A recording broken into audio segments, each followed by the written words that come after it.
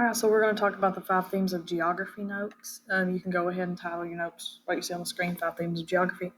We're going to split this into 3 days because I don't want you to have to watch a 30-minute video in one sitting. That's boring. In class, we would do this all at once, but it's different at home. So before we get started, and remember, you can pause the video, rewind as much as you need to make sure you get everything down. So first of all, geography, what even is it? It's the study of the earth. Write this definition down. So we typically, when you think of geography, you'll probably think of mountains, valleys, rivers, lakes, streams, things like that. But we're going to see how it's a little bit more in depth than just like the structures on the earth. It's actually studying the earth itself and things that are on the earth. So the 5 themes of geography, write these down: location, place, human environment interaction, movement, and region. These are in no certain order, just the order I like to talk about them in.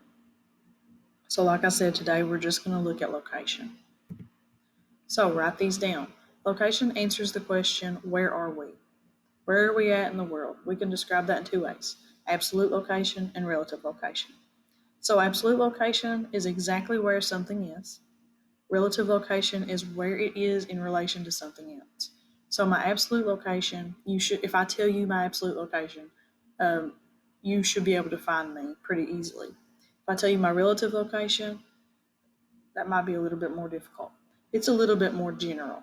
Absolute is like pinpointed, where relative is sort of like in the vicinity of. So absolute location, write these down. This is latitude, longitude, and address. These are the things we're going to look at when we talk about absolute location. So latitude, these are lines that run east to west but measure north to south of the equator. Very important. Longitude are lines that run north to south but measure east and west of the prime meridian. So latitude run like this, so they cut the earth this way.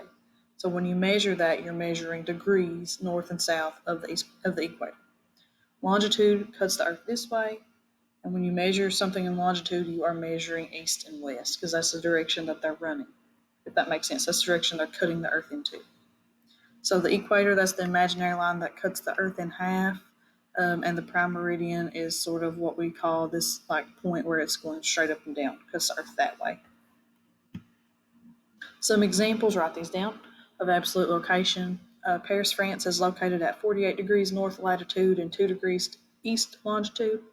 The White House is located at 1600 Pennsylvania Avenue. Your address, wherever you live, that's your absolute location. If you are at Walmart right now, that's your absolute location. Whatever the address or the latitude, longitude of Walmart is, that's your absolute location. It's exactly where you are. Anybody can find it really quickly. Relative location is different. Sorry, I covered a little bit of that up, but that's okay. I'll post these as PDF too, so you can check those out that way if you need to. But relative location is described in relation to something else, such as a landmark, time, direction, or distance, and it's from one place to another. So relative location could be, I am to the right of the Statue of Liberty. I am to the back of my car. It just depends. You just pick something and talk about your location relative to that spot. So it can change. So based on where I am, it might be different. I might see you different. If you're standing in the middle of the room, I might describe your relative location differently than somebody who's sitting beside you or than somebody who's sitting farther back in the back of the classroom. So some examples: go 1 mile west on Main Street and turn left. Bob is sitting to the right of Sally.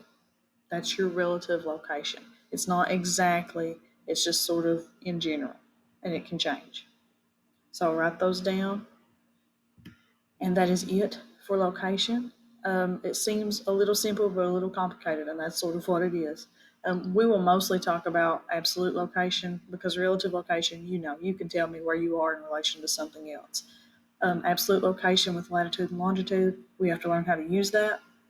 And we're going to do a few worksheets on that and play a game about that. So it's pretty important. We will use latitude and longitude throughout the year. So if you have any questions, just please let me know. Hope to see you guys soon.